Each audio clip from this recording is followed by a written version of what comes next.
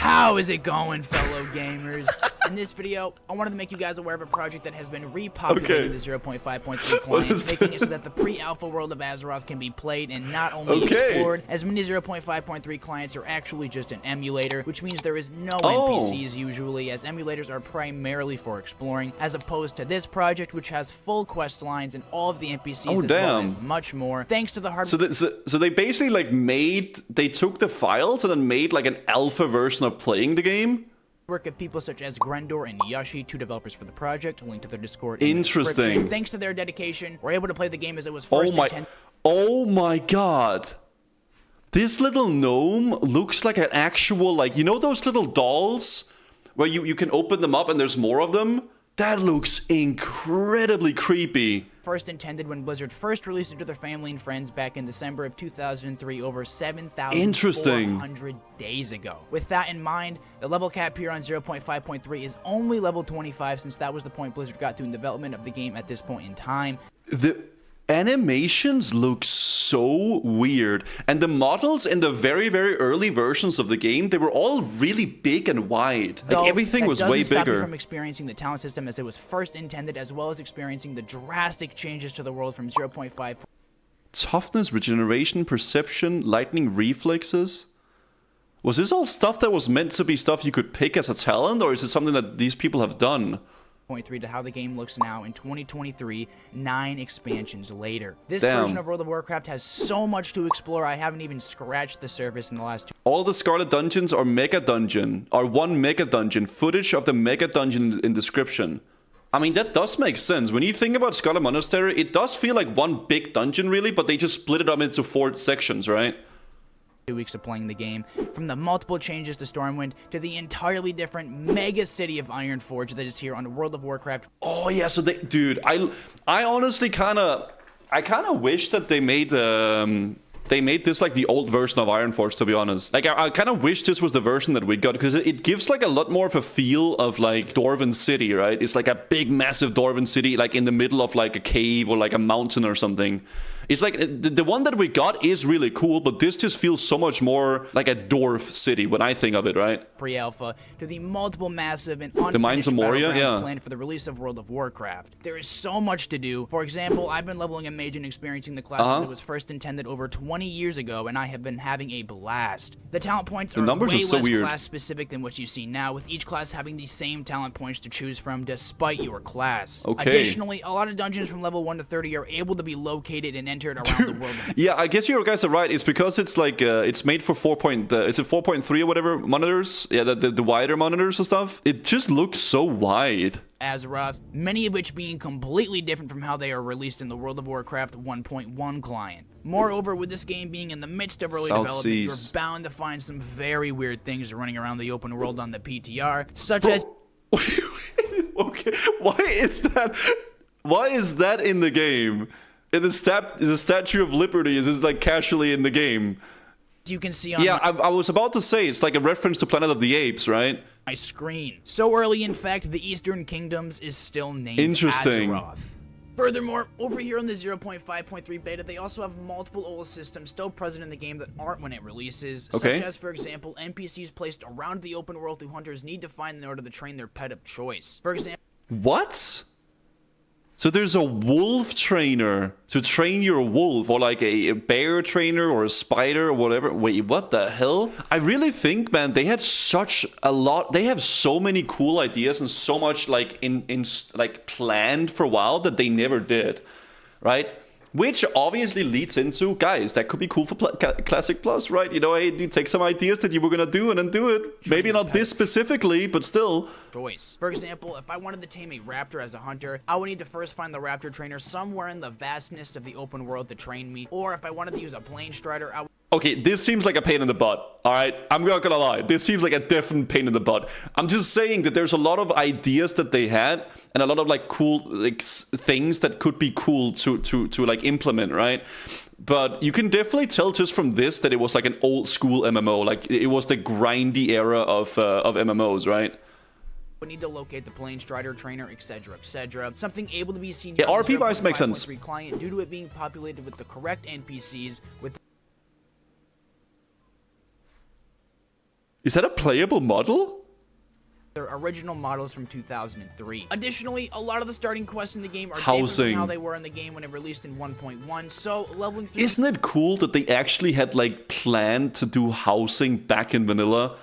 They were so ahead of the time, man. The 8 races starting They didn't do it, but... refreshing experience and provide for you a great perspective on how much development the World of Warcraft team did between December 11th of 2003 and November 23rd of 2004. Also, with one of this project's goals being the documentation of the old world for World of Warcraft historians, exploration is made easy on here by way of teleportation to hotspots, such as you can see on your screen. Cool. This feature allows for curious explorers like you and I to quickly get to the location in question. Not only that, but we are also provided tools such as GM commands, which also aid us in exploration and enable us to experience. It was like you could like explore the game or whatever. Such as, for example, learning the spell Create House and blocking the entrance to Stormwind. That's cool. Though again, for those of you gamers who want a client to compare the progress of Blizzard, or just like to collect footage, or even if you just want to know what it was like to level a character back in the earliest version of the game, which is quite clunky, mind you.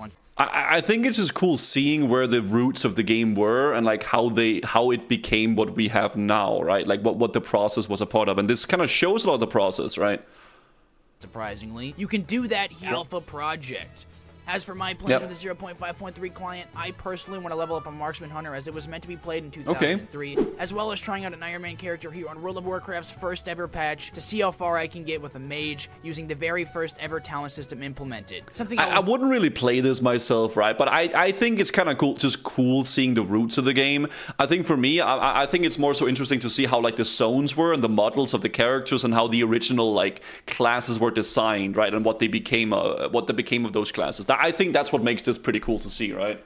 Very likely stream on the channel and turn into a video, so keep your eyes peeled for that live stream, chads. But anyhow, boys, I really wanted to get this video out so that you guys were aware of the Alpha project, a project that has had a lot of time and effort put into it, as well as being a buttload of fun to mess around on. Since getting my hands on this, I've been exploring the open world for at least 2 hours a day, checking out the secrets of Kalimdor and Eastern Kingdom, or should I say Azeroth. Lost to time, some things I'll completely shock, like them moving the Stable Master from the outside of Goldshire to the East Vale logging camp on the other side of Elwyn Forest, or the weird NPCs found in Tria's Cheese, which actually look good as fuck. Wait, I was about to say, this model looks really nice. It's a very unique model, actually. But anyhow, boys, I really wanted to get this video out so that you guys were aware of the Alpha project. Yeah, like, this is 2003. And have a good idea of what's to come with the channel. Uploads will be coming much more frequently as I have a lot of work in regards to this 0.5. I kind of like the style of the old models. Getting more of you guys on here to experience World of Warcraft's first ever patch is my goal, as the game is so drastically different from anything you guys have ever experienced, though it is the exact same game that we all know and love. Yeah, it's the Kultiran models. Before ending the video, I would like to again shout out Yoshi, as he was a massive help in terms of creating this video. Thanks again, my friend. Anyhow, boys, if you enjoyed the video, learned something new, or had a laugh, a like, comment, and subscribe is greatly appreciated. If you guys want to see anything in specific here on the 0.5.3 client, be sure to let me know in the comment section below.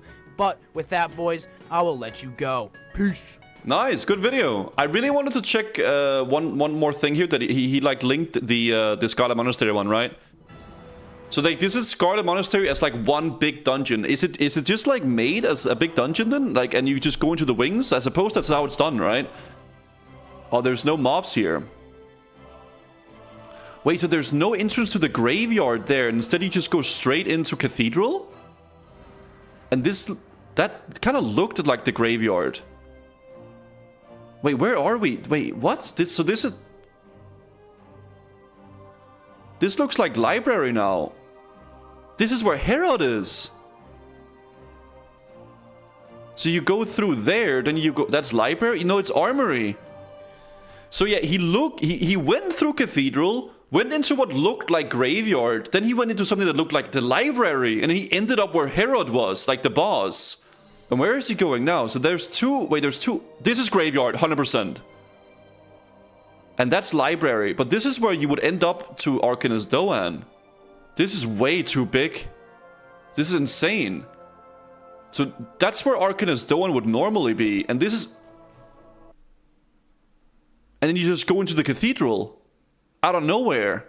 This is so... It's all the dungeons mixed. This feels like, you know, the back rooms? It really feels like a WoW version of the back rooms. And this is where Whitemane is, obviously. What an interesting take on the dungeon. And this is where you open the little door and there's that guy right here that you can kill, right? Okay, now we're in the library again. This is what led up to the place here. He didn't go through the graveyard area. So that's the graveyard area. Do we go upstairs? Like outside? Yeah, so this would lead you up here and then there's like a little staircase up and you would go outside. But no. And that's where the Houndmaster Loxy is. That is really interesting. This would be a very, very interesting dungeon to actually see, right? Because like, it feels like you would go through first, and then you had Houndmaster Loxy, then you go to that place, you get the Herald, and then yeah, I kind of like it. I will say, I think Cathedral, the way that the outside is opened up in the actual SM is very, very sick. I really like Cathedral in the original, right? But this is a very, very this feels like a pretty cool like way of doing SM, man. I actually really, really like this dungeon. It really gives me like backrooms vibes where you're gonna get super lost, right? So having maybe that open area leading into Cathedral would be pretty sick, like a grand, you know, exit, right? So you would finally get into the Cathedral and there would be like a big courtyard into the final area, right? But yeah, I mean, there was probably a lot of reasons why they didn't go with it. They probably decided to split them due to performance issues. Imagine the amount of mobs in that place. Yeah, I mean, it's a massive area, right? Obviously, but what we got was cool. But this is a very interesting take on it, and it's just cool seeing like what we could have gotten, right?